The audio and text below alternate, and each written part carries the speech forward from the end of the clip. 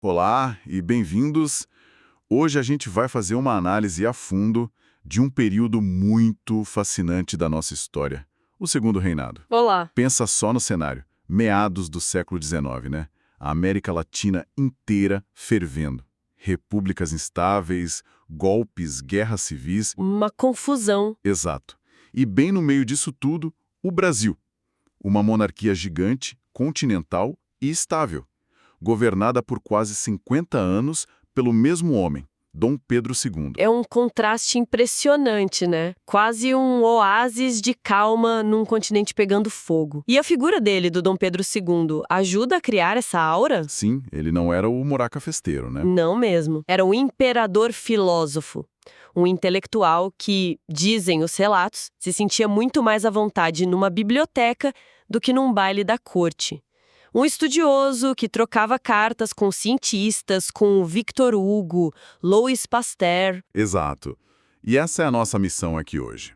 A gente juntou vários documentos, várias análises, para entender a grande contradição desse período. Que é? Como é que essa era de aparente calma, de modernização, que foi toda impulsionada pelo café, acabou ela mesma criando as crises que levaram ao seu próprio fim? É uma ótima pergunta. Então vamos mergulhar na política, na economia do café, na Guerra do Paraguai, no processo lento da abolição e em todas as tensões que culminaram na queda do Império.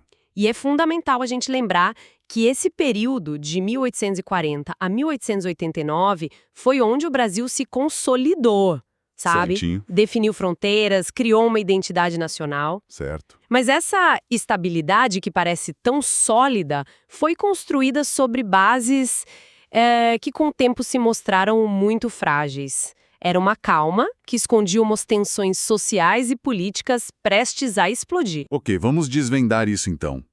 Começando pela política. Como é que Dom Pedro II conseguia administrar um país desse tamanho? A gente sempre ouve falar do poder das elites de São Paulo, de Minas Gerais. Sim, uma dinâmica que depois, na República, ganharia aquele apelido famoso, né? A política do café com leite. Exatamente. Mas no Império a questão era mais sobre duas facções da mesma elite rural.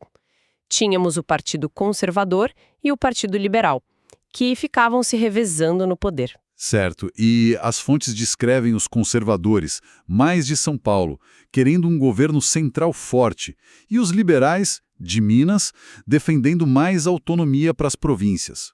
Mas, na prática, eles eram tão diferentes assim? É aqui que a coisa fica interessante. Ideologicamente, as diferenças eram mínimas. Tem uma frase famosa de um político da época que dizia: nada se parece mais com um conservador do que um liberal no poder. Nossa! Os dois representavam os interesses dos grandes donos de terra e de escravizados. O Dom Pedro II, que era um mestre da articulação, usava essa troca de poder para manter o equilíbrio, para impedir que um lado ficasse forte demais, sabe? Mas como ele garantia esse controle? Porque num parlamentarismo normal, o partido que vence a eleição forma o governo, né? Pois é, mas no Brasil imperial não era bem assim. O imperador tinha uma carta na manga, o poder moderador. O famoso poder moderador. Exato. Com esse poder, ele podia nomear o primeiro-ministro que ele quisesse. Não importava quem tinha maioria no parlamento. Aí esse primeiro-ministro montava seu governo e convocava novas eleições. Espera aí.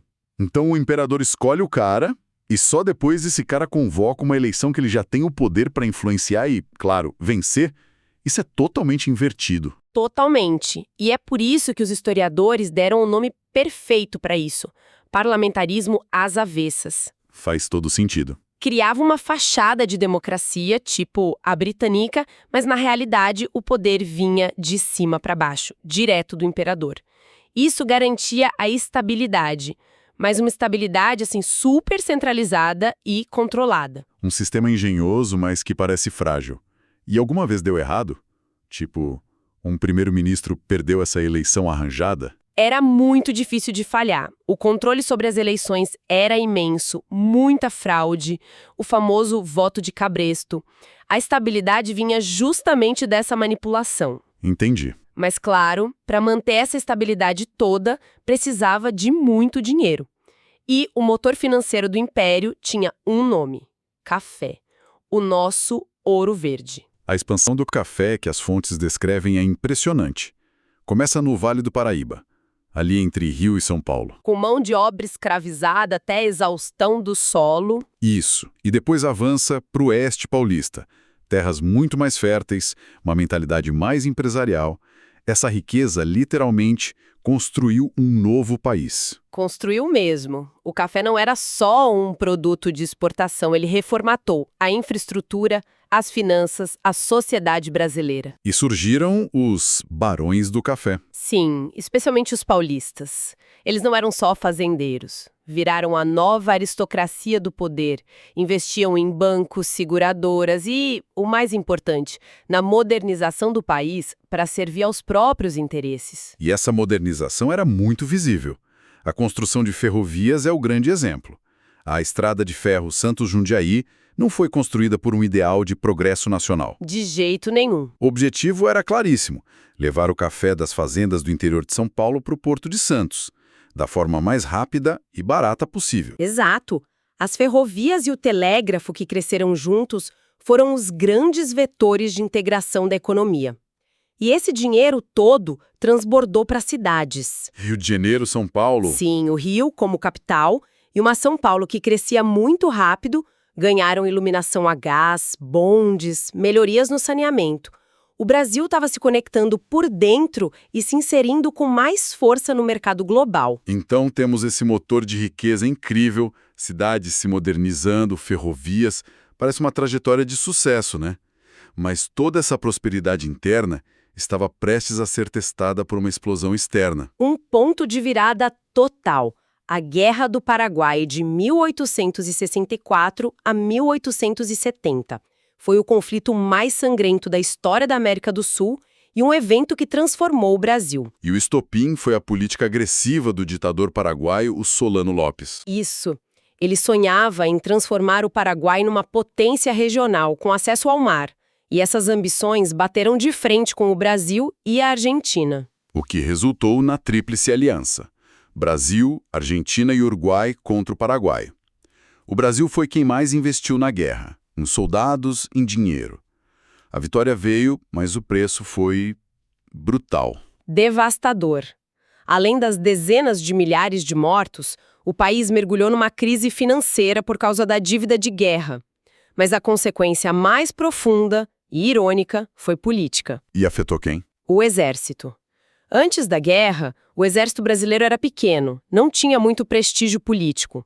Depois da guerra, ele sai de lá como uma força organizada, poderosa e, o mais importante, com uma consciência muito forte do seu próprio valor. É aqui que a história dá uma virada, né? Os oficiais que voltaram do Paraguai não eram os mesmos. Não eram. Eles trouxeram na bagagem muito mais do que experiência de combate. Tenta se colocar no lugar deles. Certo. Eles venceram uma guerra brutal, desorganizada, muitas vezes se sentindo abandonados pelos políticos civis no Rio, que eles chamavam de casacas. Ah, os casacas. Pois é. Muitos lutaram ao lado de escravizados que ganharam a liberdade para lutar, e isso mudou a percepção deles sobre a escravidão. Passaram a ver a escravidão como um atraso para o Brasil. E nesse meio, com essa frustração toda, eles encontram uma filosofia que parece feita para eles. Perfeitamente. O positivismo de Auguste Comte. Uma filosofia que defendia que a sociedade deveria ser governada com ordem científica, eficiência, como uma máquina militar, sabe? Ordem e progresso. Exatamente.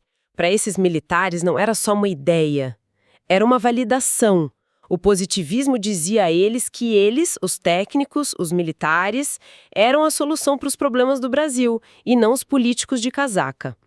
Aí o exército se torna um foco de ideias republicanas e abolicionistas. É fascinante. O mesmo império que os enviou para a guerra acabou criando, sem querer, o grupo que o derrubaria. E já que você falou da abolição, esse é o outro pilar do império que começou a rachar. As fontes são claras, não foi um único ato. Foi um processo lento, arrastado.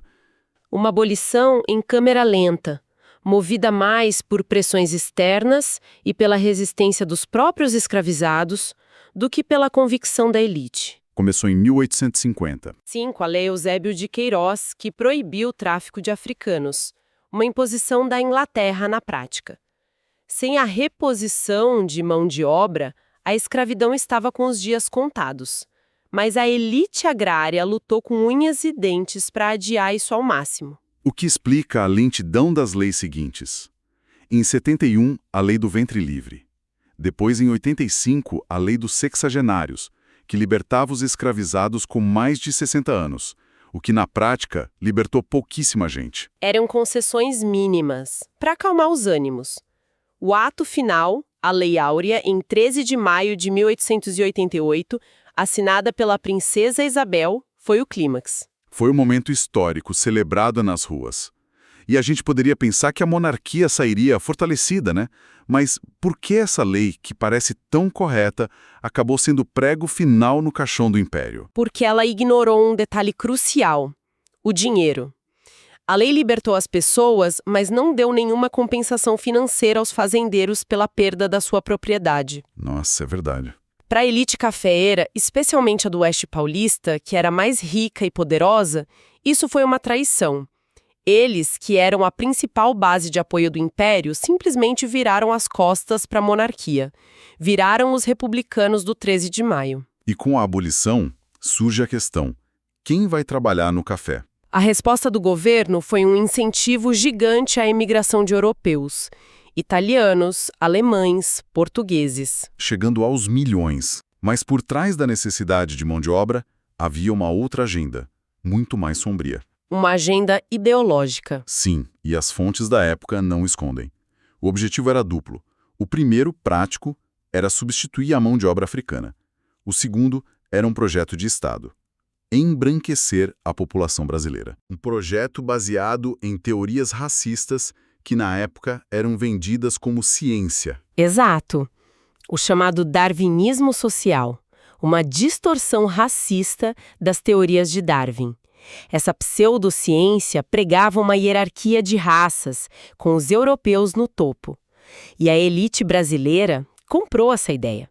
Acreditavam que, ao misturar o sangue com imigrantes europeus, o Brasil poderia melhorar sua raça e se tornar uma nação civilizada. As consequências disso foram devastadoras.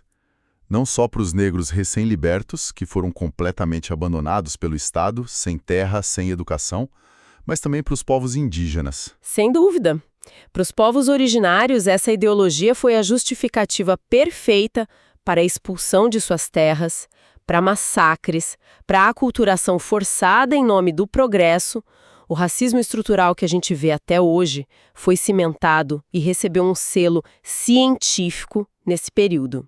É uma herança terrível. Então o cenário está completo. A gente consegue ver a tempestade perfeita se formando. De um lado, a questão militar. Um exército forte com ideias positivistas se sentindo desprestigiado. Do outro, a questão da elite cafeeira. Os homens mais ricos do país, furiosos com a abolição sem indenização, vendo na República uma chance de ter mais poder. E ainda surge uma crise com a igreja, a questão religiosa. Dom Pedro II, que era maçom, entra em conflito com a igreja ao mandar prender 2 bispos. Sim, e isso afasta outro pilar de apoio da monarquia.